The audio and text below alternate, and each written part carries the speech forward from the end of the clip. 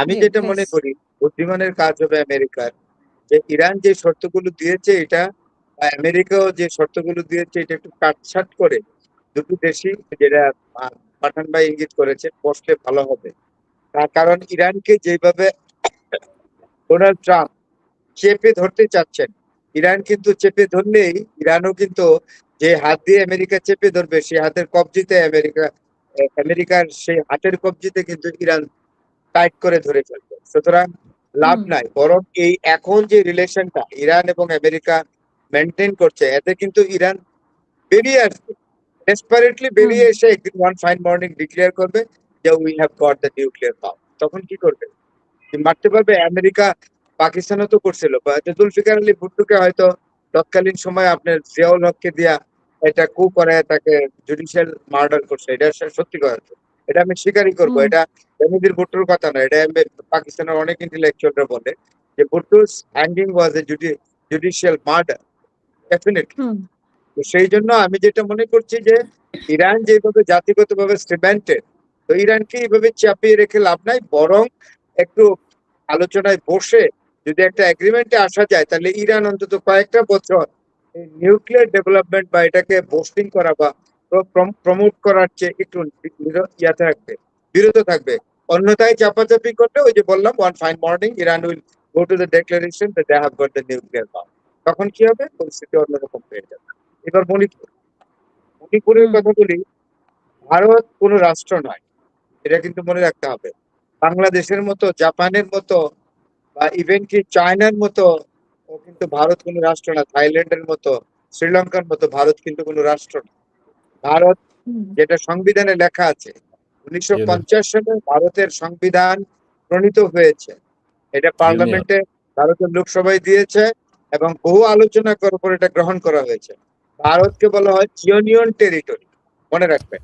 এটা এই হুম, ইউনিয়ন টেরিটরির মর্যাদা তৎকালীন স্টলওয়ার্ড পলিটিশিয়ানস ভারতের জাতীয় নেতারা দিয়েছে।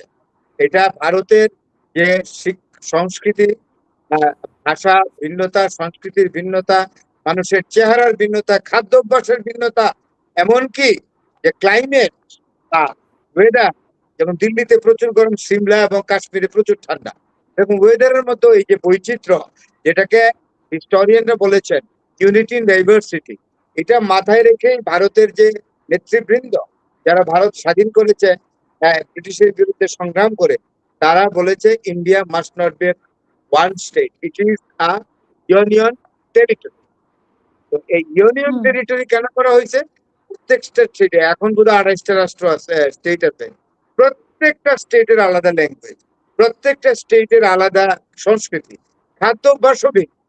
এগুলো তো ইউনিয়ন গভর্নমেন্টকে কনসার্নে নিতে হবে। আপনি মণিপুরের কথা বলছেন, মণিপুর, মিজোরাম, তারপরে অরুণাচল, তারপরে নাগাল্যান্ড, তারপরে এই যে মণিপুর, এই যে রাজ্যগুলো আছে, এই যে ত্রিপুরার যারা পাহাড়ি, তা এগুলো আসলে তো মানে ভারতের অংশ ছিল না।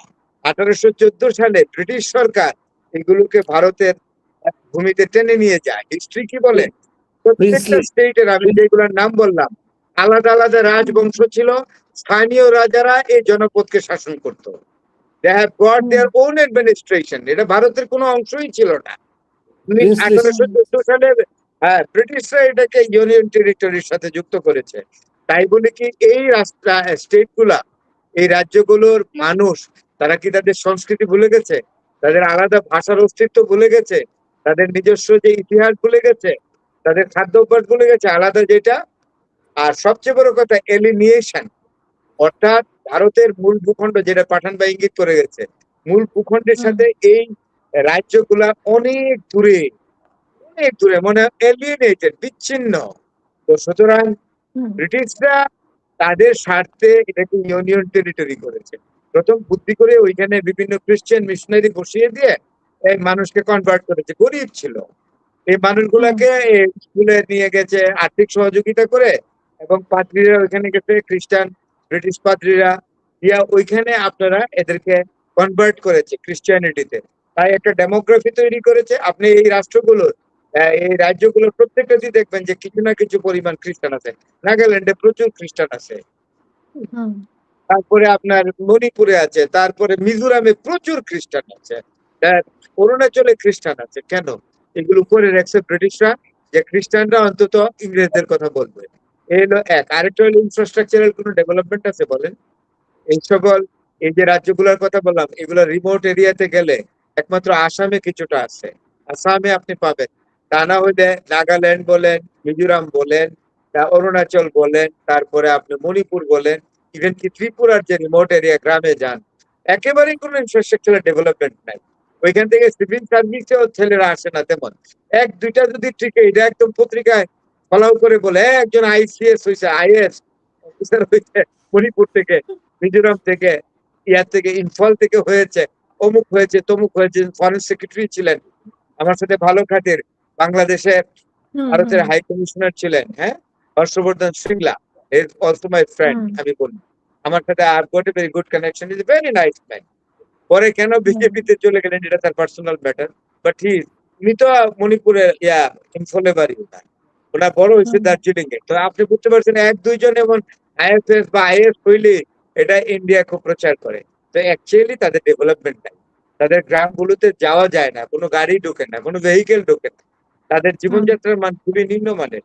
তো সুতরাং তাদের রেজেন্টমেন্ট যেটা হচ্ছে, কুকি এবং মেইথির যে একটা ডিফারেন্স মণিপুরে, দুইটা উপজাতি, এটা আসলে বাহানা। আসলে they are not getting proper development, they are not getting infrastructural exactly facilities, and that is why hmm resentment is going on.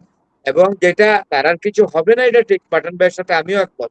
কিন্তু এই রেজেন্টমেন্ট যে নাগাল্যান্ডে ছড়াবে না, হ্যাঁ, তারপরে আপনার মিজোরামে ছড়াবে না, এটাতে অরুণাচল তো অলরেডি, চায়না তো ডিক্লেয়ারই করে। ভিক্টর ভিক্টর গাও বলছে, একজন স্টলওয়ার্ড, একজন ডিপ্লোম্যাট, এবং উনি হুম যে ড্যাং জিয়াওপিং এর স্ক্রিপ্ট লেখতেন, নাইস ম্যান, অত্যন্ত উঁচু মার্গের ডিপ্লোম্যাট, উনি বলেছেন যে আমাদের কাছে সব খবরই আছে যে ইন্ডিয়া ওইখানে অরুণাচলে তাদের এই গ্যাদার করছে সৈন্য, এগুলো দিয়ে কোনো লাভ হবে না, আমরা জনসন লাইনে ফিরে যাব, আমরা ম্যাকমোহন লাইন মানবো না তা।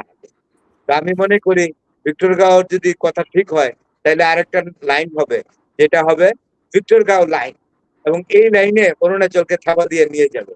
কে নিয়ে যাবে এটা নাইবা বললাম, আক্কেল কি ইশারা, হ্যাঁ, আক্কেল কি মান ইশারা, এই কাফি, বুঝে নিবেন। ধন্যবাদ।